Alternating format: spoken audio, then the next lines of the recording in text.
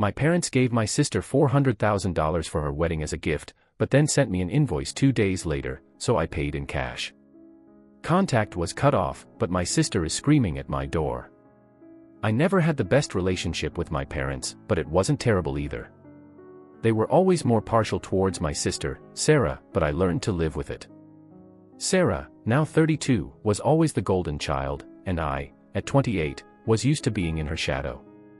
Growing up, she got the newest phones, better clothes and more attention, while I made do with hand-me-downs and worked part-time jobs since I was 16 to afford the things I wanted. I didn't complain too much. I knew my parents weren't obliged to provide anything other than the basics. I was also pretty proud of being independent. But I was really shocked when Sarah got married 3 years ago. My parents gave her and her husband a cool $400,000 as a wedding gift, which they used to buy. I didn't complain too much. I knew my parents weren't obliged to provide anything other than the basics. I was also pretty chuffed about being independent. But then, 3 years ago, when Sarah got married, my parents gave her and her husband a cool $400,000 as a wedding gift, which they used to buy a beautiful house in an upscale neighborhood. At the time, I was really happy for her, even if it stung a little. I had my own life going on at the time. I was doing well as a software engineer, had saved up a decent amount of money and was dating Tom, who would later become my husband. I figured my time would come, and it didn't. I was happy for her, even if it did sting a bit. I had my own life going on, I was doing well as a software engineer, had saved up a decent amount of money and was dating Tom, who would later become my husband. I figured my time would come, and it did. I didn't dwell on the fact that my parents had never given me anything close to what they gave Sarah. After all, I didn't expect it. Fast forward to last year, when Tom proposed. I was over the moon. We had been together for years and he was everything I had hoped for in a partner. We planned a modest wedding, nothing too extra, because we wanted to save for the future. Neither of us wanted to blow all our savings on a single day, even if it was important. We had budgeted around $36,000, which felt reasonable for the kind of wedding we wanted, elegant but not over the top. To my surprise, my parents offered to pay for the entire wedding. The wedding was really touching. It felt like they were finally seeing me as equally important, and they seemed really enthusiastic about the venue and vendors. They seemed interested in helping too. I didn't think too much about the cost, as I figured they'd already done so much for Sarah, so maybe they wanted to do something for me too. I never expected them to contribute as much as they did, but their offer to cover the wedding seemed generous. The wedding day was perfect. We had a small, intimate ceremony with close family and friends, exactly the way we wanted it. My parents gave speeches and danced with us. And they looked like they were actually happy for once. I felt like they were treating me fairly and like they were proud of me. Tom and I are leaving for our honeymoon the following week, but we've got a few work things to sort out first. Then, 2 days after the wedding, I got an email from. I was so happy for a change. Tom and I were planning to leave for our honeymoon the following week, but we had a few work commitments to wrap up first. Then, 2 days after the wedding, I received an email from my father. It wasn't a nice note or a leftover wedding gift card like I had imagined. Instead, it was an itemized invoice attached as a PDF, listing every single expense they had paid for the wedding. The email was short and cold. Please settle this at your earliest convenience. Your mother and I expect prompt payment. I stared at the screen, totally gobsmacked.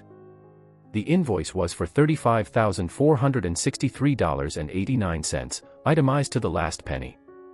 I felt like someone had punched me in the stomach. Tom found me sitting there frozen, and when he saw the email, he was livid. It wasn't about the money. We could afford it if we needed to, but that wasn't the point. My parents had offered to pay for the wedding. I hadn't asked them to cover a single thing. They had come to me, offered it as a gift, and even seemed excited to be part of the planning process. The more I thought about it, the angrier I got. This wasn't just about the money, it's about the fact that I've always felt less than Sarah. When she got married, they gave her $400,000 as a gift with no strings attached.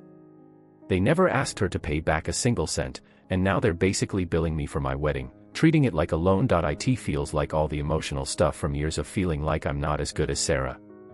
It felt like all the unfair treatment I'd faced over the years had come to a head in this one nasty way. After a sleepless night of thinking it all over with Tom, I decided to write my parents a check for the full amount. But I also sent them a letter, because I didn't want to face them directly. I knew I wouldn't be able to keep I didn't want to lose my temper, and I didn't want to have a total row. In the letter, I explained how hurt I was. I reminded them that I had been independent since I was 16, paying my own way while they gave everything to Sarah. I wrote that when they offered to pay for the wedding, I had mistakenly believed. I thought they were finally showing me the same love and care they gave my sister, but they totally blindsided me. I told them I'd let a lot of stuff slide and never said a word about the way they treated Sarah and me differently, but what I couldn't accept was, I couldn't get my head around how they'd managed to pull the rug out from under me like that. I told them straight, this was a cruel trick, and I didn't appreciate them turning their backs on me like that. I said that from then on, I wasn't going to expect any more financial support from them, and that I wasn't going to be asking for any help or gifts either. I made it clear that I wasn't interested in any kind of inheritance from them. I said they could give it all to Sarah, just like they'd done with everything else. I sent the check and letter by post, and blocked their numbers. I needed some space. Tom was cool about it, and I felt so much better after I'd sent everything off, but then they just went radio silent for days. I heard nothing from them, which made me even more annoyed. Then, the messages from extended family started coming in. Distant aunts, uncles, and family friends began calling and texting, accusing me of being ungrateful and overreacting. They said my parents had done so much for me and that I was blowing things out of proportion. Sarah called me too, yelling about how I was tearing the family apart. She said that I should have just paid the invoice without making a fuss. It was typical Sarah, always taking their side. Why wouldn't she? I haven't responded to any of them. I don't know what to say. On the one hand, I feel justified in my actions, after years of being treated as second best. This felt like the last straw, and I wanted to stand up for myself. On the other hand, I keep wondering if I'm overreacting. Am I being too sensitive? Was it unreasonable of me?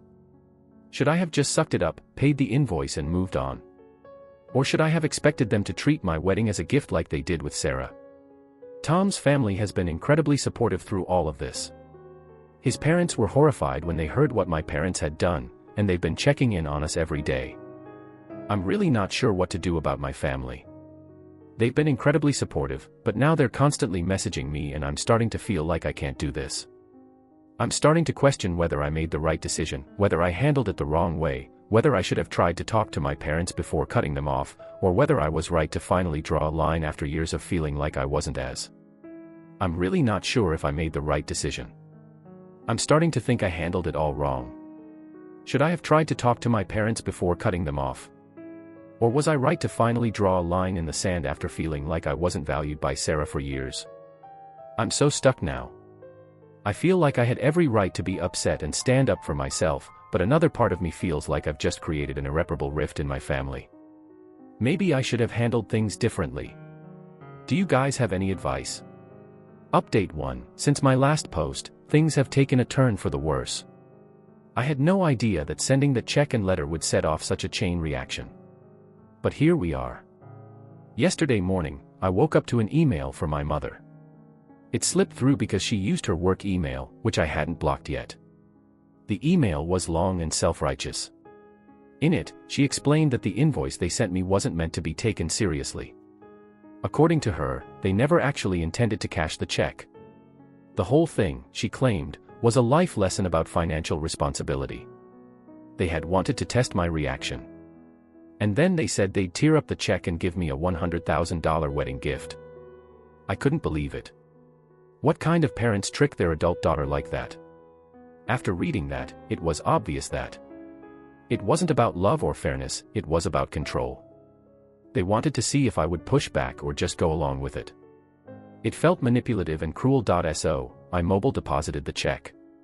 There was no way I was letting them tear it up. After this lesson, I wanted the check cashed and I wanted them to feel it wasn't about love or fairness, it was about control. They wanted to see if I'd push back or just go along with it. It felt manipulative and cruel. I deposited the check straight away. There was no way I was letting them tear it up. After this lesson, I wanted the check cashed and I wanted them to feel the weight of their actions. Then, in response to my mother's email, I sent her a short reply. I kept it simple and direct. I thanked her for confirming that this was indeed a deliberate test rather than a misunderstanding. After sending it, I blocked her work email too. I knew there'd be more attempts to contact me, and after she'd sent her message, I sent her a quick reply thanking her for confirming that it was a deliberate test and not some misunderstanding. I also blocked her work email address. I knew she'd try and contact me again, but I wasn't interested in any more games or so-called lessons. Things got worse later that evening. Sarah showed up at my apartment without knocking or announcing herself. She started knocking loudly on my door and yelling my name. I didn't answer the door in the first instance, hoping she would give up and leave, but that didn't happen. Instead, she started shouting. Later that evening, things got a bit more intense. Sarah showed up at my apartment out of the blue and started banging on the door, yelling my name. I didn't answer at first, hoping she'd give up and leave, but she just kept on shouting through the door. She said I was being childish by making a big deal out of this situation, and that our parents were just trying to teach me responsibility because they were worried about my spending habits. This was the same woman who never paid for her own phone bill, never worked a day in her life without my parents' support, and yet she had the nerve to lecture me about financial responsibility. As she ranted on, I quietly started recording everything on my phone. I wasn't sure what was going to happen next, but I wanted to have proof in case it got worse. Casey said that this had turned into something even messier. Sarah went on and on about how I was tearing the family apart over something so trivial and that I should just apologize to our parents and move on. She said they never meant to hurt me and that they had always done their best for both of us. She kept insisting that Casey said that the situation was my fault because I was overreacting. She said that Sarah was trying to divide us up and that she had always done her best for both of us. She said that I didn't respond, didn't open the door and just sat there listening to her. I was fuming. After what felt like forever, she finally left. But then she called me selfish and said that I was trying to cut ties with the family over money. I sat there for a bit, thinking about how much had happened, and feeling pretty down about the situation. Sarah's outburst just made it clear that she'd always take their side, no matter how unreasonable or hurtful their actions were. That night, I got more messages from extended family members. Apparently, Sarah had gone straight to my parents after her failed attempt at talking to me, and now they were rallying the troops. My phone was flooded with texts from aunts, uncles, and even a few family friends. Most of the messages were pretty similar, calling me ungrateful, accusing me of causing unnecessary drama, and urging me to apologize. I've got to say, I was pretty shocked by how I'd treated my parents. There was one message from an aunt I hadn't heard from in years that really stood out. She said I was lucky to have parents who cared so much about teaching me these lessons, and that I should be grateful they were willing to spend so much on my wedding. I was pretty shocked by the message I got from my aunt. She said I was lucky to have parents who cared so much about teaching me these lessons, and that I should be grateful they were willing to spend so much on my wedding. She also said I was lucky to even have parents who wanted to be involved in my life. I couldn't believe how quickly everyone had turned on me. It was like they had all decided that my parents were in the right, simply because they were the ones with the money and power. No one seemed to care about anything else. They didn't seem to see the emotional manipulation or the years of favoritism that had led up to this point. All they saw was that I was rejecting my parents' supposed generosity, and that was enough for them to side against me. By this point, Tom was starting to worry about how much this was affecting me. He kept asking if I wanted to take. I felt like I couldn't get to the bottom of things.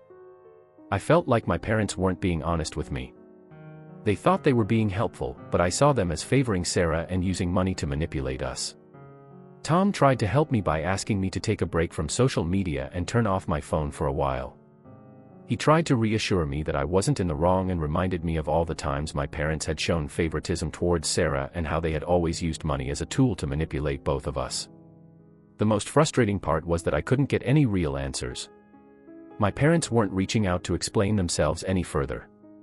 They truly believed in their own narrative, painting themselves as the misunderstood parents who were just trying to help, while I was the ungrateful daughter who had blown everything out of proportion. I started to wonder if I should have handled things differently.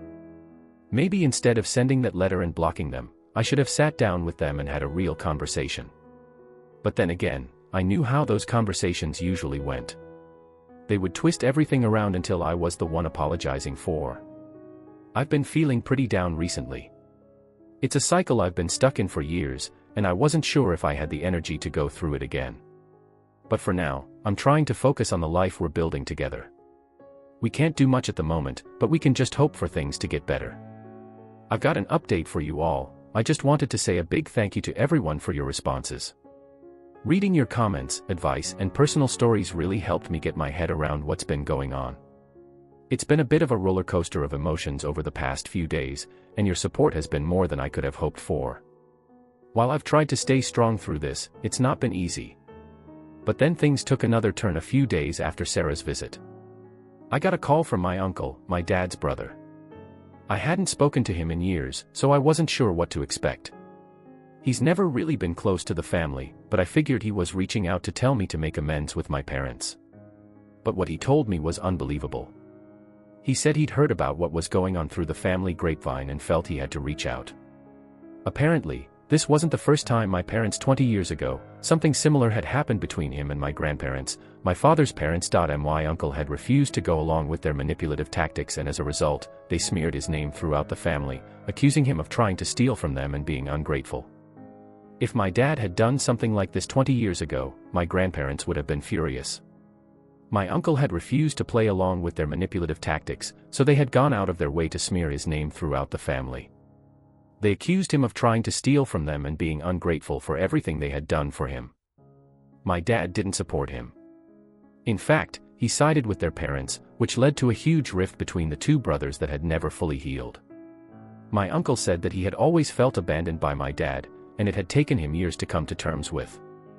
He said he always felt my dad had abandoned him and it took years to get over it. Hearing him talk about the past was like hearing my own story, but in a different situation. My grandparents had used money and manipulation to control my uncle, just like my parents were trying to do with me. The more he spoke, the more it all made sense. My parents weren't just acting out of character, they were repeating a pattern that had been set long before I was even born. They had learned this behavior from their own parents, and my dad, having been complicit in his brother's situation all those years ago, was now playing the same role as me.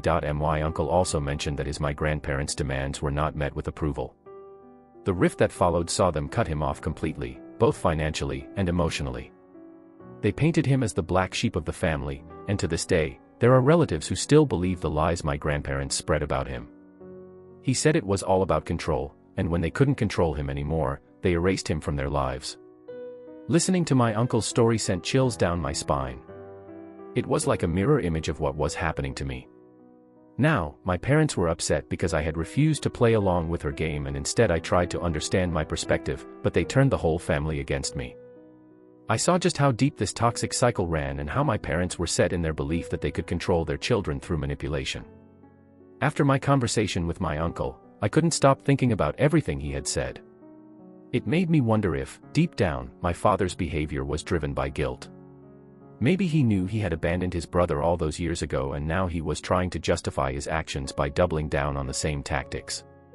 My parents had built their entire relationship with Sarah and me around the idea was that we owe them something, and any deviation from that was seen as betrayal.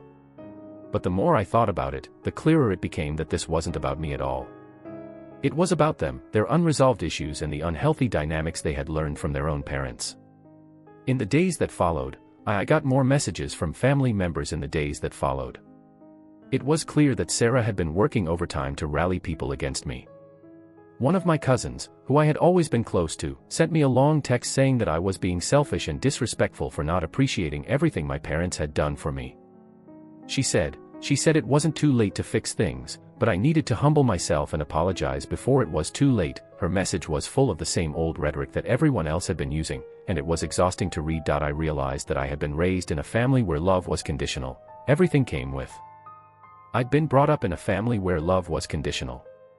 Everything came with strings attached, financial help, emotional support, even something as simple as celebrating a life event like a wedding. Now that I'd refused to play by their rules, I was being cut off and isolated, just like my uncle had been. Tom's been my rock through all of this. After my uncle's call, we sat. We had a long chat about the future, and he told me that no matter what happens, we'll get through this together. He said I don't know anyone, not my parents, not Sarah, and certainly not the extended family members who had suddenly become armchair psychologists. His support has been unwavering, and for that, I'm so grateful. But even with Tom on my side, I'm still a bit confused. My parents have really pulled me around emotionally, and part of me still wonders if I'm in the wrong. Is there a way to sort things out without crossing my boundaries? I spent hours going back and forth in my head, trying to figure. I'm really grateful, but even with Tom on my side, I'm still a bit confused. My parents have really affected me emotionally, and I still wonder if I'm in the wrong. Is there a way to sort things out without compromising my boundaries? I spent hours going back and forth, trying to figure out if there was a way to make things right without hurting my own mental health. Then something strange happened. I got a voicemail from my dad. It was the first time he had tried to reach out directly since I sent the letter. His voice sounded different, he didn't sound angrier. I got a voicemail from my dad. It was the first time he'd tried to reach out since I sent that letter. His voice sounded tired, not angry like I thought it would. He said he didn't want to fight anymore and was up for talking if I was. He didn't say sorry or anything, but it was obvious something had changed. Maybe he was starting to realize I wasn't going to back down. I haven't said anything back yet. Part of me wants to call him back and see if we can have a real conversation, but another part of me knows this could just be another attempt to make me feel guilty. My uncle's words keep ringing in my ears. They'll never admit they're wrong because they don't think they are.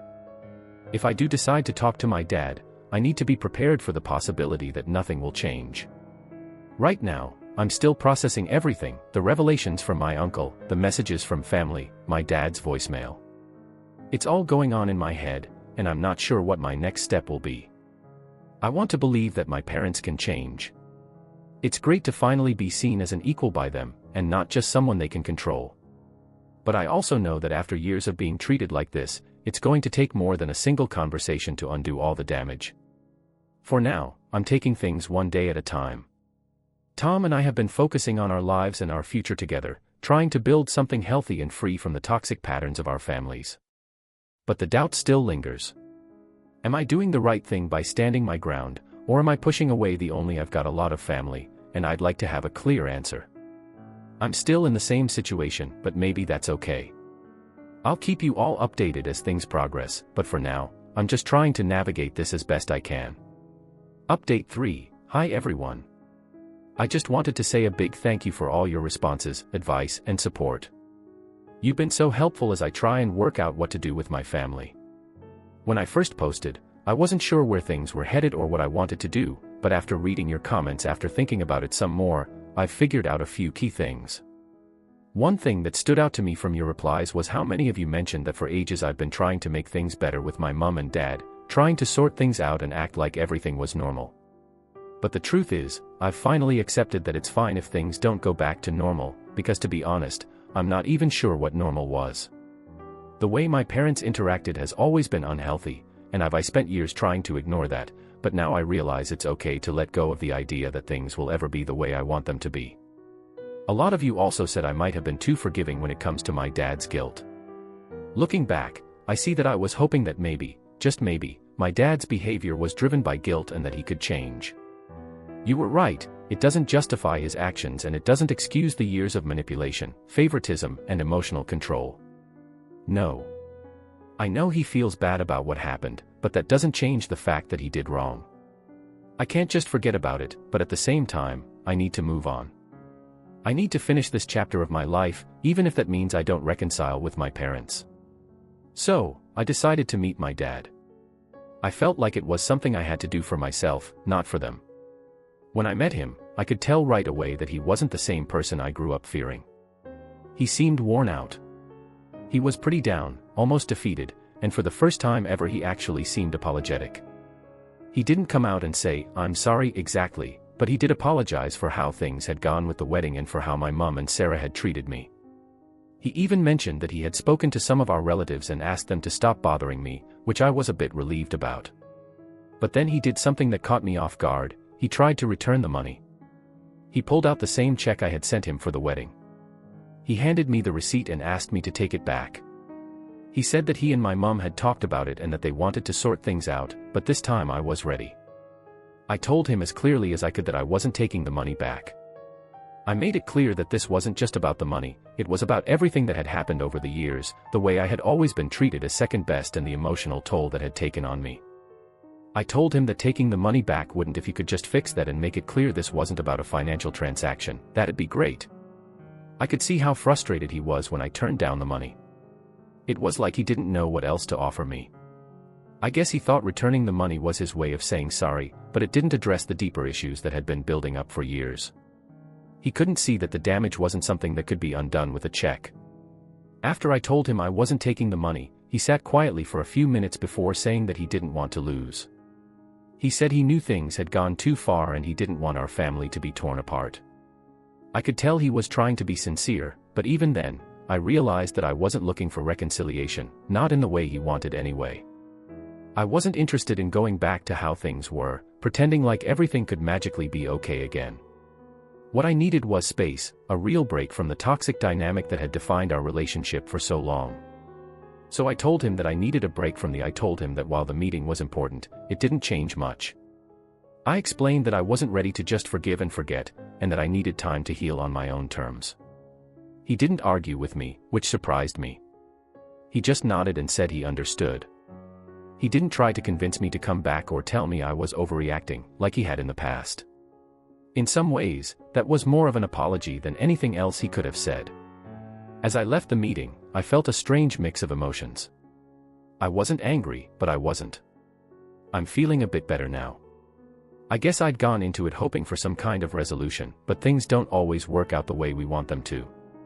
There wasn't a clear resolution, no dramatic reconciliation or emotional breakthrough. It was just done. I said what I needed to say, and now it's up to me to move forward. Since then, I've taken a few steps to protect my peace. I've blocked a few more family members who are still harassing me about the situation, and Tom and I have been focusing on building our life together without the non-stop family drama. Has been tough to deal with, but it's been nice to finally have some breathing space. There's still a part of me that feels conflicted, though. I know I made the right decision by standing up for myself, but that doesn't make it easy. There are days when I wonder if I could have handled things differently or if I should have given my parents another chance. But then I remember all the years of feeling like I wasn't enough, and I remind myself that I deserve better. Sarah hasn't reached out to me since, as you'd expect. I think she's still pretty wound up about the fallout, but to be honest, I'm not really interested in trying to fix things with her. She's made it clear where her loyalties lie, and I've accepted that our relationship will never be what it could have been. I'm okay with that now. Letting go of the fantasy that we could ever be close has been painful, but it's also been freeing. As for my dad, I don't know what the future holds. He seemed genuinely sorry for what had happened, but I'm not sure if that's I'm going to focus on myself and my happiness for now. If there's one thing I've learned from all this, it's that I should always put myself first, and that's exactly what I'm going to do. So, that's where things stand for now. It's not the happy ending I was hoping for, but it's the ending I needed, and sometimes that's enough. Thanks again to everyone who's been following along and offering support. I really appreciate it.